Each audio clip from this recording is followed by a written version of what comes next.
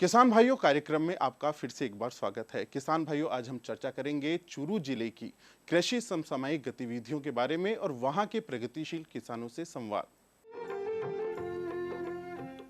किसान भाइयों, हम आपको निरंतर राज्य के प्रगतिशील किसानों की सफलता की कहानियां दिखाते आ रहे हैं। ये वो प्रेरक किसान हैं जिन्होंने खेती किसानी में कुछ अलग किया और सफलताएं अर्जित की। आज हमारी टीम पहुंच रही है सालासर क्षेत्र के प्रगतिशील किसानों से रूबरू होने के लिए।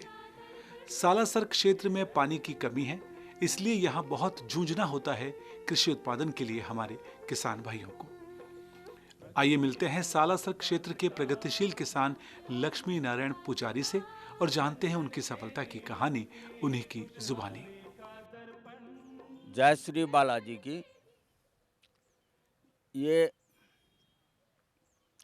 हमारा कृषि प्रधान देश है और मैं बचपन से मेरे परिवार के साथ में, मेरे पिताजी के साथ में, उन्होंने मुझे कृषि का हर वाकया सिखाने का बड़ा प्रयास किया। हम यहाँ पे पेड़ पौधों को और कृषि को हमारी माँ, धरती माँ को नमन करके ही हम इस पे सारा कार्य करते हैं। पेड़ पौधों में भी हम हमारे देवताओं को देखते हैं जो हमारा पालन पोषण करते हैं। इसी के लिए हमने इसको मेरे जीवन का पहला लक्ष्य बनाया कि पहला तो मेरे पास में इसमें नवाचार करने की मेरी बड़ी इच्छा रही। इसमें हमारे यहाँ पे सालासर में पानी खारा है, जो भी सारी फसलों के लिए ये बड़ा मुश्किल होता है। इसके लिए मैंने अपने हिसाब से एक तालाब बनाया है यहाँ छोटा सा, उसमें से पानी लेते हैं। अभी होटल के बाद में हमने होटल का पानी जो आरओ से लेते हैं, उसका होटल में प्रयोग होने के बाद में जो पानी की सफाई करके रिसाइकलिंग करके अब यहाँ पे मैंने 3 बगीचे यहाँ लगा लिए हैं। जो सब्जियों का एक बगीचा मेरी होटल को सप्लाई करता है, 2 बगीचे हमारे घर में और इष्ट मित्रों के काम में आते हैं। मैं अभी मार्केट में नहीं बेच रहा। उसके अलावा यहाँ पे कौन सी चीज़ें क्या दे सकती है, उसके लिए मैंने यहाँ नीम के पेड़ लगाए कि नीम से निमोली लेके हमारे किसानों को क्या फ़ायदा हो सकता है। लेकिन हमारे यहाँ पे एक समस्या ये हुई कि जो सूए हैं वो इतनी मात्रा में आते हैं कि निमोली का जो लाभ हमें होना चाहिए वो लाभ वो सूए नहीं लेने दे रहे हैं। तो ये हमारा प्रोजेक्ट वैसे लगभग आंवला लगाया, आम के पेड़ लगा रखे हैं और वो काफ़ी हद तक सफल हो रहे हैं। अब मेरा 80 से एक विचार है, इच्छा है, बालाजी की कृपा हुई तो खेजड़ी पे आम लगाने की मेरी प्रबल इच्छा है। उसके लिए मैं बहुत ही इसके लिए प्रयासरत हूँ। लेकिन सरकारी रूप से अगर ऐसा कोई जो हमें सिस्टम चाहिए कि साल में 1 महीना खेजड़ी अपने पास रस रखती है, आम जो है उसके बोर जो आते हैं उनके आने का समय उस वक्त ही खेजड़ी का समय होता है कि वो रस को अपने पास रोकती है।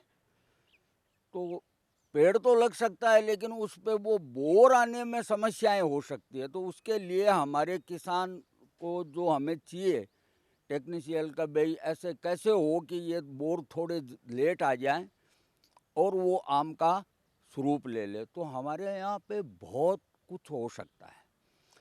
हमारे यहाँ पे जो श्री अन्न, अभी गवर्नमेंट ने इसको श्री अन्न का नाम दे करके जो हमें एक उत्साहित करने का प्रयास किया, तो कल मैं बात कर रहे थे, हमारे मित्र हैं भीमसर के और हमारे यहाँ की जो हैं दीपा जी, जो हमारे कृषि में बहुत सहयोग 5 साल से तो ज़्यादा हो गए उनको हमारा सहयोग करते हैं। तो कल ही बात कर रहे थे कि अलग अलग भागों के बाजरों को ला करके उनके मिनरल्स हम चेक करेंगे कि कौन से बाजरे में, कौन से साइड के बाजरे में कितने मिनरल्स हैं जो हमारे स्वास्थ्य के लिए ज़रूरी है।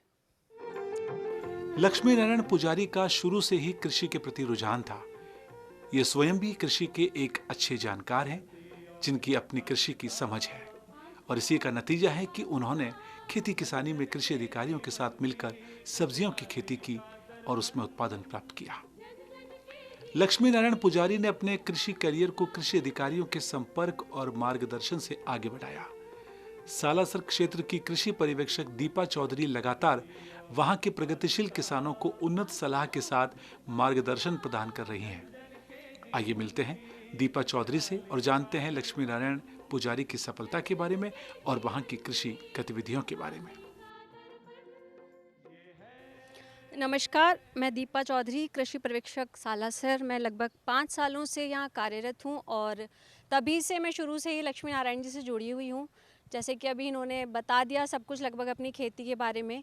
मैंने इनको देखा है कि हमेशा प्रयासरत रहते हैं कि मैं खेती में कुछ भी नवाचार करूँ, और इनका ये मानना है कि मुझे बिल्कुल भी रासायनिक उर्वरक तो टच ही नहीं करना है, और वो ये नहीं करते हैं।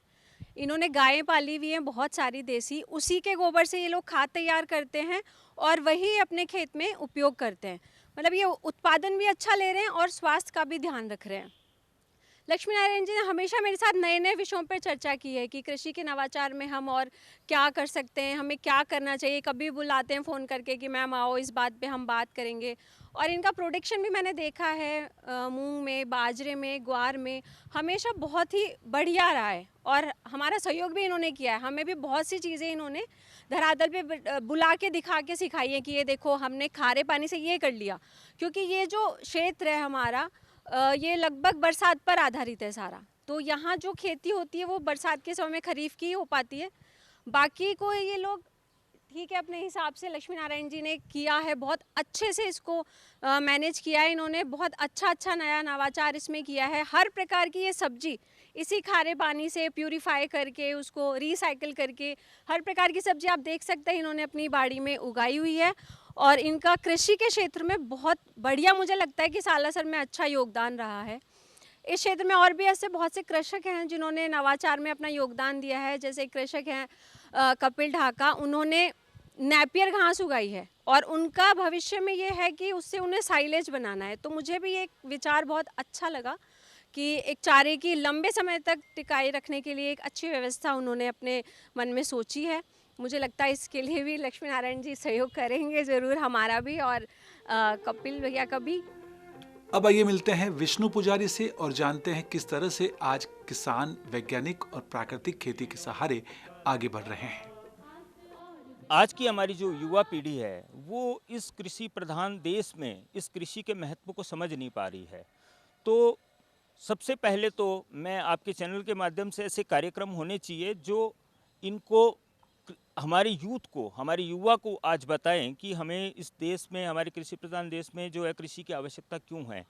आज मैं जब जयपुर प्रांत में और राजस्थान क्षेत्र में जब गाँव में जाता हूँ, वहाँ देखता हूँ अधिकतर बुजुर्ग लोग हैं वो जो हैं इस खेती में मिलते हैं। यूथ जो है, युवा पीढ़ी है, वो मिलती नहीं है, उनको इन चीज़ों के बारे में पता ही नहीं है और ना वो इसको समझना चाहते हैं। इसलिए हमारी जो भी सरकारी सुविधाएं होती हैं उनका भी लाभ नहीं मिल पाता है और न वो किसी चीज़ को समझना चाहते हैं। और गोपालन, हमारे यहाँ पे गोपालन जो है वो एक बहुत ही बड़ा और महत्वपूर्ण कार्य था जो आज धीरे धीरे एक लुप्त होता हुआ नज़र आ रहा है। आज गोपालन की बड़ी आवश्यकता है। उसके जो अपना गोबर है, उसका जो गंवत है, उसमें जो ताकत है इस कृषि को बढ़ाने की, तो गायों की बड़ी आवश्यकता है और जैविक खेती की बड़ी आवश्यकता है। लेकिन हमारे अगर राजस्थान की हम बात करें तो यहाँ पे जो है पानी का बड़ा एक समस्या है और पानी यहाँ पे क्या है, खारा है। और जहाँ पानी की समस्या है तो यहाँ पे क्या है कि बाजरा, मूंग, मोठ, गुआर जो बारिश से जो फसल होती है सिर्फ वही हो पाती है। और गौपालन भी इतना अच्छा नहीं हो पा रहा है, पानी की कमी की वजह से गायों की सेहत पे ध्यान नहीं दिया जा रहा है, उनकी दवाई पानी अच्छे से नहीं हो रही है। और अगर हम गो को रखते हैं और अगर उसके गोबर की खाद बनाते हैं और अगर उससे हम खेती करते हैं तो वो हमारी खेती को दिन दोगुना और रात चौगुना बढ़ा सकती है। ज़रूरत है युवा पीढ़ी में जागृति लाने की। आसपास के गांव में जाता हूं, जयपुर राजस्थान के क्षेत्रों में घूमता हूं, हर जगह देखता हूं बुजुर्ग ये काम कर रहे हैं, यूथ आगे ही नहीं आना चाहता है, वो इसके महत्व को नहीं समझना चाहता है। तो ये एक बड़ी अपने सामने समस्या है और मैं आपके चैनल के माध्यम से कहना चाहूँगा आज की युवा पीढ़ी को और हर एक व्यक्ति को कि भाई आप कृषि प्रधान देश में हैं, तो अगर कृषि नहीं होगी तो हम कल बड़ी समस्या में आ जाएंगे और इसको बचाने के लिए हमें जैविक जो है चीज़ें उनको यूज़ करना चाहिए और जो सरकारी सुविधाएं हैं, जो इसकी एग्रीकल्चर की जो पढ़ाई है उसके ऊपर ध्यान देते हुए और हमें इसको सीख के और इसको हमें अच्छे से करना चाहिए। किसान भाइयों, वर्तमान समय में लाभकारी खेती करनी है तो हमें परंपरागत खेती के साथ ही आधुनिक, उन्नत और लाभकारी खेती के तरीके ढूंढने होंगे और उन्हीं रास्तों पर चलकर हमें लाभ कमाना होगा।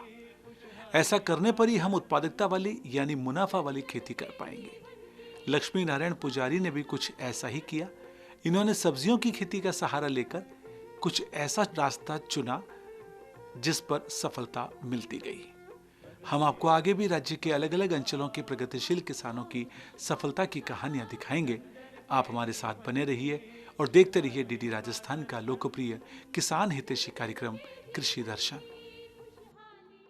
किसान भाइयों, आपको हमारे कार्यक्रम कैसा लगता है? अगर आपके हैं कुछ सुझाव तो आप हमें लिख सकते हैं। हमारा पता है कृषि दर्शन, डीडी राजस्थान, दूरदर्शन केंद्र, झालाना डूंगरी, जयपुर। आप हमें ईमेल भी कर सकते हैं। हमारी ईमेल आईडी है krishidarshanjaipur@gmail.com। तो किसान भाइयों, आज के कार्यक्रम में इतना ही। अब दीजिए हमें इजाजत। नमस्कार।